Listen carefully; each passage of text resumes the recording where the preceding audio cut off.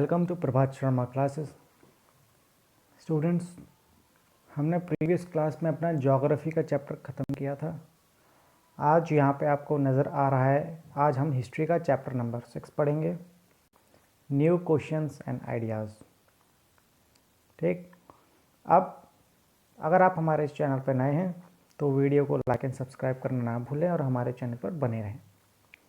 Students, इस chapter में हम पढ़ेंगे, सबसे पहले हम जान लेते हैं कि हमने महाजनपद वाले चैप्टर में पढ़ा था कि जब वैदिक पीरियड जब चल रहा था तो उसमें कुछ पीपल्स जो थे रह गए थे ट्राइबल फॉर्म में, जो ट्राइब्स में चलते थे, क्योंकि ट्राइब्स पहले जनजाति क्या थी, एक जगह से दूसरी जगह जाती रहती थी, भटकती रहती थी, अपने उनका सेटलमेंट कोई परमानेंट नहीं था, उनका कोई रहना परमानेंट नहीं था, वो एक जगह से दूसरी जगह जाते रहते थे।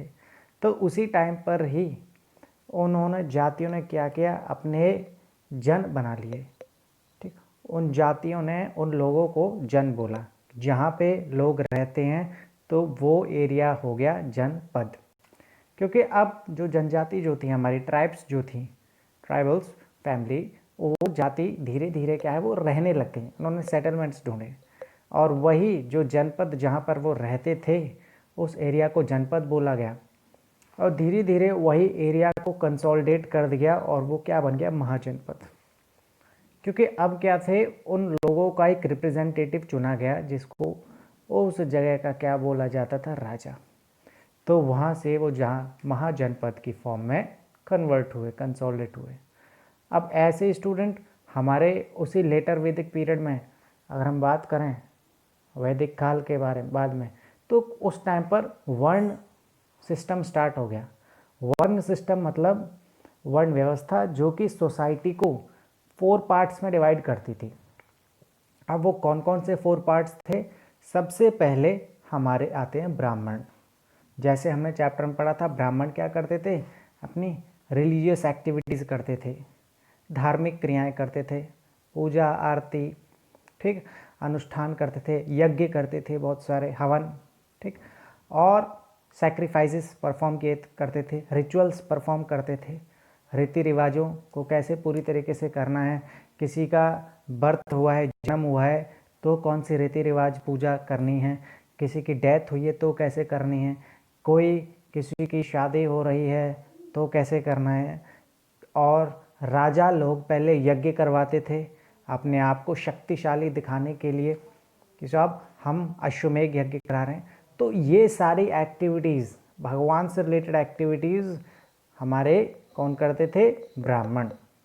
नेक्स्ट कैटेगरी हमने पढ़ी थी क्षत्रिय। क्षत्रिय में जो चीफ कमांडर होते थे, सेनापति, क्योंकि सेना का काम क्या है, अपनी किंगडम में जो लोग रहते हैं प्रजा की रक्षा करना, प्रोटेक्ट करना, तो वो क्षत्रिय लोग आते थे।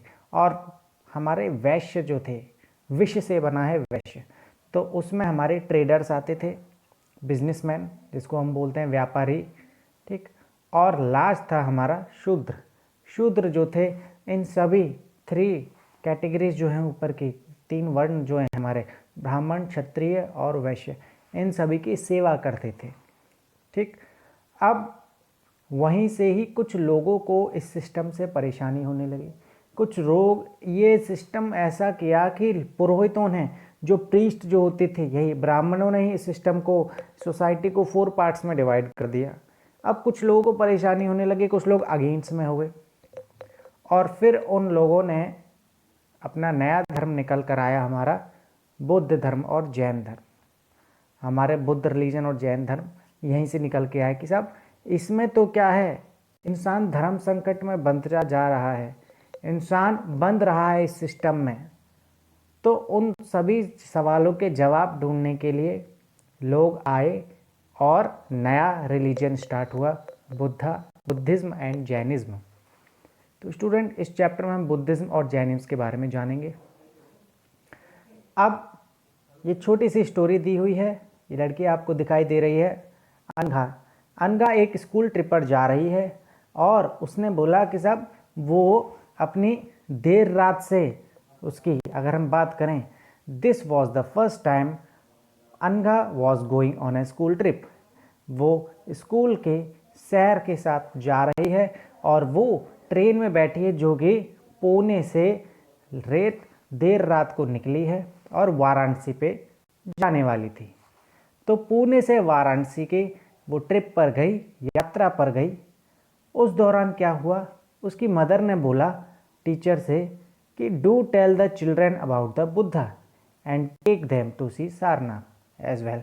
जब तुम बुद्धा के बारे में जानकारी दे रहे हो तो इन बच्चों को साथ साथ में सारनाथ जगह भी घुमा कर लाएं, क्योंकि सारनाथ में एक ऐसी जगह है जहाँ पर सबसे पहले गौतम बुद्ध ने अपना सरमन दिया था, उपदेश दिया था, अपना मैसेज पास किया था लोगों को। सारनाथ वही जगह है। स्टूडेंट, अब हम स्टोरी ऑफ बुद्धा पढ़ते हैं, जैसे कि आपको यहाँ पर नज़र आ रहा है। सबसे पहले इस स्टोरी को पढ़ने से पहले हम गौतम बुद्ध की एक फ़ोटो देख लेते हैं, एक्चुअल में वो दिखते कैसे थे। स्टूडेंट, ये आपके सामने गौतम बुद्ध की फ़ोटो है। स्टूडेंट्स, ये आपके सामने गौतम बुद्ध की फ़ोटो है। इस तरीके से उनकी वेशभूषा थी, इस तरह के वो क्लोथ्स पहना करते थे। और ये एक पीपल के पेड़ के नीचे इन्होंने अपने ज्ञान प्राप्त किया, अपनी तपस्या करते थे ये। और इसी वृक्ष को, इस पेड़ को बौद्ध वृक्ष के नाम से भी जाना गया, क्योंकि इसी पेड़ के नीचे इन्हें ज्ञान प्राप्त हुआ, एनलाइटमेंट हुआ। ओके स्टूडेंट्स, आइए इनकी स्टोरी पढ़ते हैं। Siddhartha, also known as Gautam, the founder of Buddhism, was born about 2500 years ago. आज से करीब 2500 साल पहले, 2500 साल पहले सिद्धार्थ का जन्म हुआ। और सिद्धार्थ को बाद में गौतम बुद्ध के नाम से जाना गया, क्योंकि बुद्धिज्म के जो फाउंडर जो थे, बुद्धिज्म धर्म की जो जिन्होंने स्थापना जिन्होंने करी थी, स्टार्टिंग जिसने किया था बुद्ध धर्म का, वो सिद्धार्थ जी को माना जाता है, आज से करीब 2500 साल पहले। इसका मतलब ये हुआ कि जैसे हम 2020 में जी रहे हैं, ये आज के टाइम में 2000 चल रही है, तो कोई ऐसा टाइम रहा होगा जब जीरो भी रहा होगा, ठीक। तो उससे भी 500 साल पहले का टाइम, यानी कि 2000 साल ये हुए हमारे, ठीक। और उस ज़ीरो से पहले भी 500 साल पहले, यानी कि ऐसा माना जाता है करीब 482 BC में, 482 बिफोर क्राइस्ट में बुद्ध जी का जन्म हुआ था, गौतम बुद्ध जी का। उनका बचपन का नाम, चाइल्डहुड नेम जो था वो सिद्धार्थ था। स्टूडेंट्स, वो राजा के बेटे थे, राजा वाला कह सकते हैं कि जीवन थे उनका। बट जैसे ही उन्हें एक घटना घटी थी उनके साथ में, उन्हें पता चला उस घटना को देखकर, तो उन्होंने अपने घर बाहर सब छोड़ दिया और वो ज्ञान की प्राप्ति के लिए चले गए बाहर, सत्य की खोज के लिए गए कि एक्चुअल में लाइफ का ट्रुथ क्या है। आइए students, this was a time of rapid change in the leaves of the people. ये ऐसा टाइम था जब लोगों की ज़िंदगियों में बहुत सारे चेंजेस आ रहे थे, क्योंकि नए नए महाजनपद डेवलप हो रहे थे। महाजनपद तो डेवलप थे, वो पावरफुल हो रहे थे। पावरफुल का मतलब ये हुआ जब वो लड़ाइयाँ जीतकर उस राज्य का कब्जा कर रहे थे, उस जगह पर लड़ाई जीतकर कब्जा करते थे, उन्हीं का ही वो जगह हो जाती थी राजाओं की। और नए नए सिटीज़ बन रहे थे, महाजनपद में डेवलप हो रहे थे। लाइफ जो थी विलेजेस की वो जल्दी से चेंज होती जा रही थी। कुछ लोगों ने, कुछ थिंकर्स ने ये भी सोचा कि ये इन चेंजेस को समझने की कोशिश करी, और उन्होंने ये समझा कि सोसाइटी में जो भी वर्ण व्यवस्था हमारी जो स्टार्ट है, जिसके पीछे लोग कह सकते हैं कि बंध गए हैं, उस सिस्टम से, उनकी रीति रिवाजों से, रूल्स एंड रेगुलेशन से, रिचुअल से, तो एक सही फ्री लाइफ जीने का क्या प्रिंसिपल है, क्या सिद्धांत है, उस लाइफ को जीने का क्या सत्य है, क्या ट्रू है, ठीक। तो उस सत्य की खोज में उसका अर्थ क्या है, हम जी क्यों रहे हैं, किस लिए जी रहे हैं, हमारा पर्पस क्या है, उसकी खोज में बहुत सारे लोगों ने सोचना शुरू किया।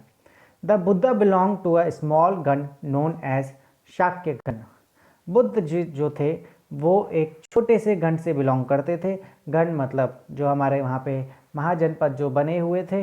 एंड वॉज क्षत्रिय, वो क्षत्रिय कैटेगरी के थे, यानी कि हमारी सोसाइटी का सेकंड कैटेगरी, क्योंकि सबसे ऊंचे लेवल पर जो थे वो ब्राह्मण हुआ करते थे, जो हमारे रिलीजियस एक्टिविटीज़ रिचुअल्स करते थे, और सेकंड लेवल पे जो हमारे किंगडम प्रजा की हमारी कह सकते हैं कि प्रोटेक्शन करते थे, रक्षा करते थे, तो उस रक्षा वाले ही कैटेगरीज में ये आते थे क्षत्रिय। When he was young man, he left the comfort of his home in the search of knowledge. अपने ही जैसे ही वो थोड़े बड़े हुए, बचपन गुजारा उन्होंने, उससे थोड़े से बड़े हुए, तो उन्होंने अपना घर बाहर छोड़ दिया और वो ज्ञान की खोज में चले गए, यानी कि सर्च ऑफ नॉलेज।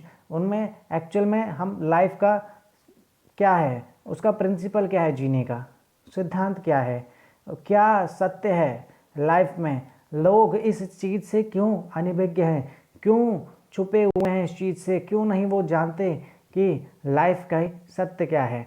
तो उसी सत्य की खोज के लिए, उसी ज्ञान को प्राप्त करने के लिए, नॉलेज को मिलने के लिए वो उन्होंने घर छोड़ दिया और वो चले गए। He wandered for several years, meetings, holdings and discussion with other thinkers.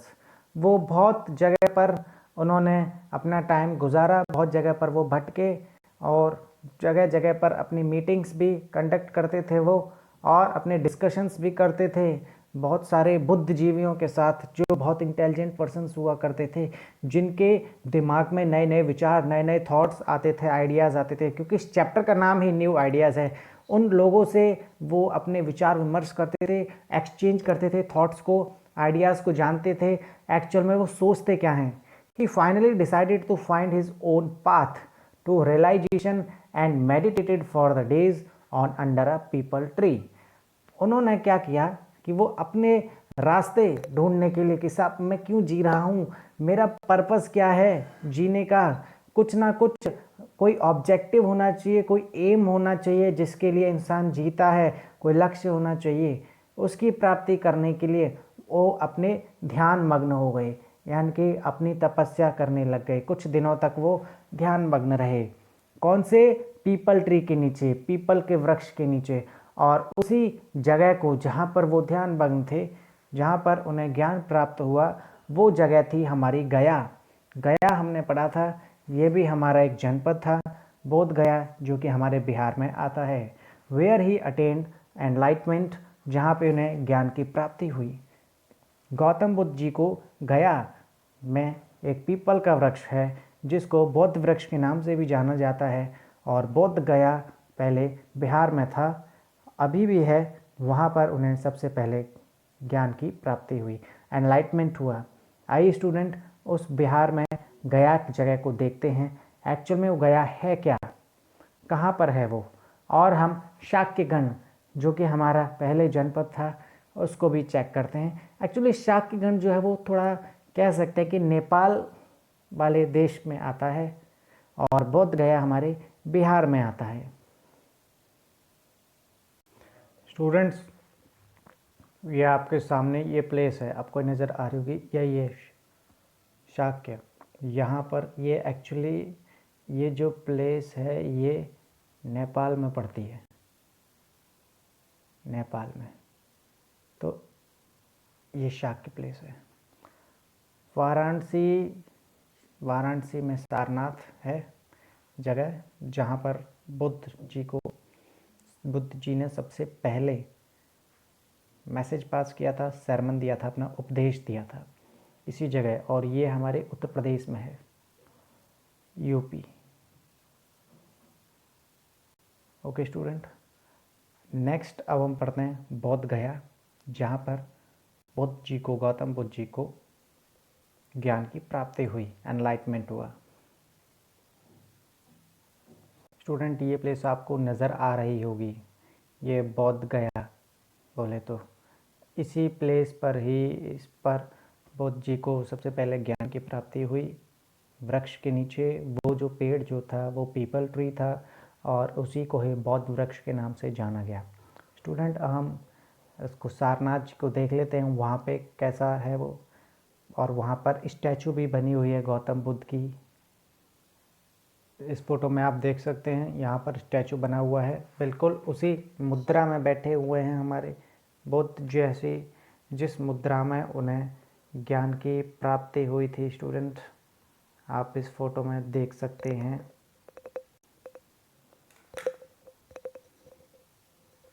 ये आपके सामने फ़ोटो है, इसमें भी आप देख सकते हैं बिल्कुल वही है ये जगह। तो ये हमारी सारनाथ, जहाँ पर लोग दर्शन करने के लिए जाते हैं, अपनी उनके बारे में जानते हैं, गौतम बुद्ध के बारे में। ही आफ्टर दैट, जैसे ही उन्हें ज्ञान की प्राप्ति हुई उसके बाद ही वो बुद्ध के नाम से फेमस किए गए, तो उनका नाम हो गया गौतम बुद्ध। सबसे पहले उनका नाम जो था वो सिद्धार्थ था, जैसे उन्हें ज्ञान की प्राप्ति हुई उनका नाम गौतम बुद्ध बोल गया। बुद्ध का मतलब है एक बहुत ही इंटेलिजेंट पर्सन, एक बुद्धिमान पर्सन, क्योंकि बुद्धि से ही बुद्ध जी का ओरिजिन हुआ है। He then went to Sarnath near Varanasi where he taught for the first time. उसके बाद वो सारनाथ गए, सबसे पहले वहाँ पे अपने उन्होंने उपदेश दिए। He spent the rest of his life traveling on foot, going from one place to another place, teaching people till he passed away at Kushinagar.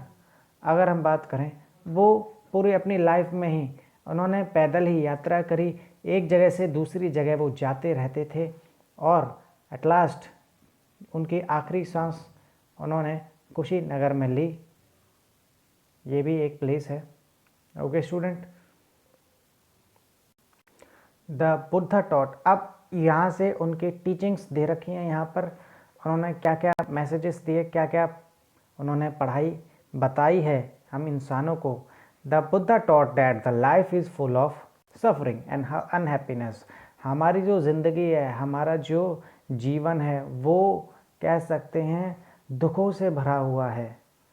यहाँ पर लोग तरह तरह के कह सकते हैं पेन्स का सफ़र करते हैं, उनको झेलते हैं। ये किस लिए होता है?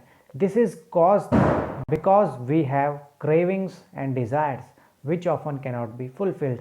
हमारी ऐसी इच्छाएं होती हैं जो कभी पूरी ही नहीं होती, और जिसके चक्कर में इंसान पूरा जीवन बर्बाद कर देता है, दुखी रहता है पूरी ज़िंदगी में अपने जब तक वो सांस लेता है। क्यों? क्योंकि उसकी इच्छाएं अनलिमिटेड हैं, because human wants are unlimited.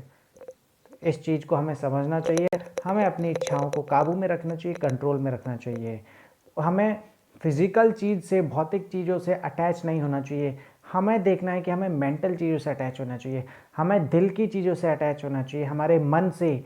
अगर हमारे मन से लोग कनेक्टेड हैं, जुड़े हुए हैं, तो वो अच्छे से खुश भी रहेंगे और सुखी सुखी उनका जीवन भी स्पेंड होगा। अगर उन्हें चीज़ों से प्यार हो गया, मुझे बंगला चाहिए, मुझे गाड़ी चाहिए या मोटर गश्ती, तो उससे फिर इंसान दुखी रहेगा। क्यों? उसके पीछे भागेगा वो, कैसे उनको खरीदने के लिए पैसा कमाया जाए। वो मोह माया ही उसकी दुखों का सबसे बड़ा रीज़न है, कारण है। Sometimes even if we get what we want we are not satisfy. हमें मिल भी जाता है फिर भी हम संतुष्ट नहीं होते। कैसे? हमारे उसमें दिमाग में क्या है, हमारे अंदर जलन रहती है कि सब हमारे पास घर है, दूसरे के पास उससे भी बड़ा घर है, तो उसके पास बड़ा घर कैसे आ गया। तो हम अपनी चीज़ों के, जो हमारे पास चीज़ है, उससे भी संतुष्ट नहीं रहते, सेटिस्फाई नहीं रहते, एंड वांट इवन मोर और वांट अदर थिंग्स। उससे ज़्यादा और लेने की कल्पना करते हैं, हम इमेजिन करते हैं और हमसे उससे बड़ा घर हो हमारा, तो इस चीज़ में इंसान पूरी ज़िंदगी वेस्ट कर देता है।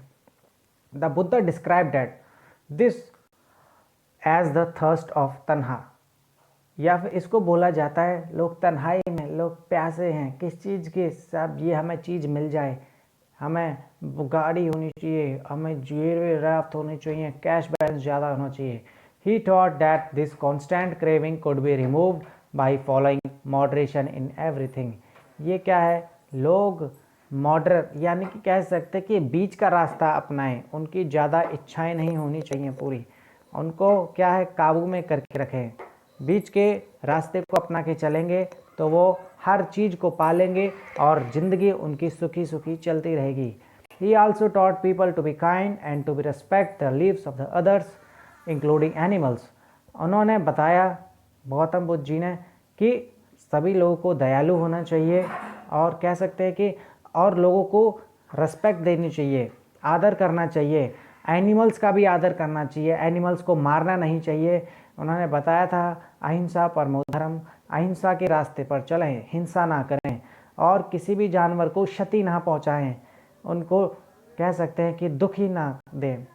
He believed that the results of our actions called karma, whether good or bad, वो इस बात पर भी विश्वास करते थे कि हम जो भी कर्म करते हैं वो अच्छे बुरे होते हैं, कह सकते हैं कि हमारे अच्छे बुरे कर्म होते हैं, but affects both in this life and the next. जो भी हम कर्म करते हैं वो हमारे ज़िंदगी के चलते, जब तक हम सांस ले रहे हैं, जब तक हम जी रहे हैं, जब तक भी वो चलते रहते हैं, उनका असर रहता है और हमारे गुजरने के बाद भी, डेथ के बाद भी उन कर्मों का असर रहता है। The Buddha taught in the language of the ordinary people. Buddha ने नॉर्मल लोगों की लैंग्वेज, जो कि हर इंसान आसानी से समझ सके, कॉमन मैन उसको समझ सके, उसी लैंग्वेज में अपने मैसेजेस पास किए।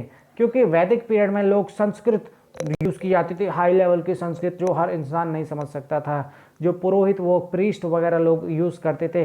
बट बुद्धा जी ने सभी सोसाइटी को समान समझते हुए अपनी जो लैंग्वेज जो यूज़ करी वो ऑर्डिनरी, यानी कि हर इंसान को इजी लैंग्वेज में समझ आ जाए, और वो लैंग्वेज जो थी वो उनकी प्राकृत लैंग्वेज थी या फिर पाली लैंग्वेज, प्राकृत भाषा का यूज़ किया उन्होंने अपने मैसेजेस को देने में।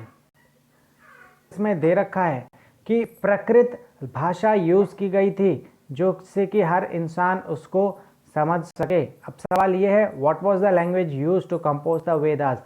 वेद लिखने में कौन सी भाषा यूज़ की गई थी, हम सब जानते हैं, उसमें संस्कृत भाषा का यूज़ किया गया है, वेद भाषा को।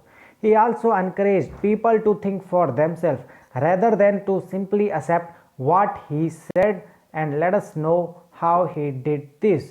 अब उन्होंने ये भी बताया, लोगों को एनकरेज किया कि जो भी है तुम्हारे सामने उसको एक्सेप्ट करें जिससे भी तरीके से, और कंडीशंस सिचुएशंस के हिसाब से चलना सीखें।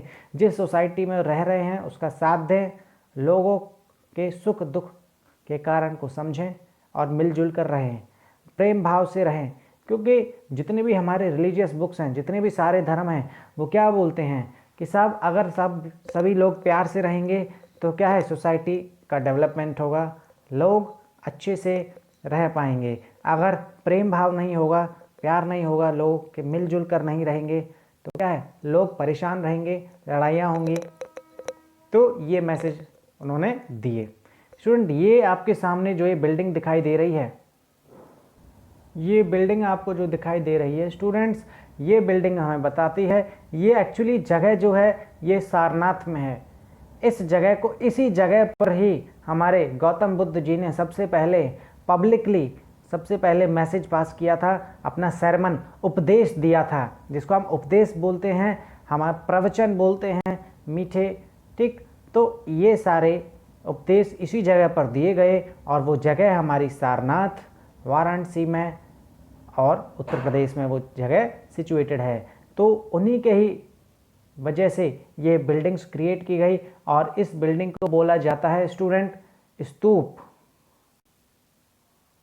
स्तूप बोला जाता है इस बिल्डिंग को। ओके स्टूडेंट, आज इस क्लास में हमने गौतम बुद्ध जी के बारे में समझा, बुद्ध रिलीजन के बारे में समझा और इनकी टीचिंग्स के बारे में समझा।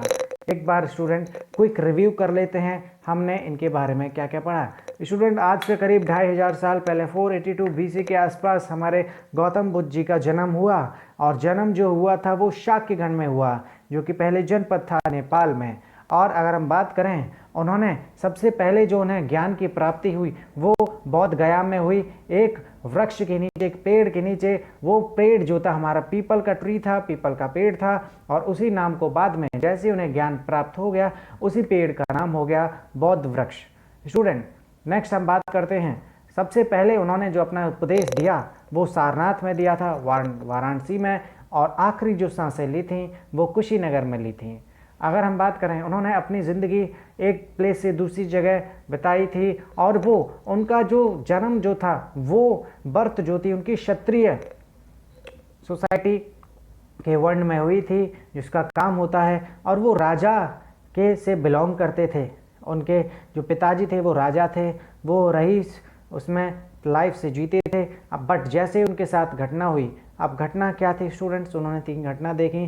सबसे पहले उन्होंने घटना देखी थी सब वो एक डेड बॉडी जाती हुई इंसान की, उस उन्होंने पता चला कि सबका एक ना एक दिन डेथ होनी है। और ये लोग क्या थे कि भाई अब डेथ के बाद क्या है, जीवन उसके बाद क्या है, मरने के बाद क्या होता है इंसान के साथ।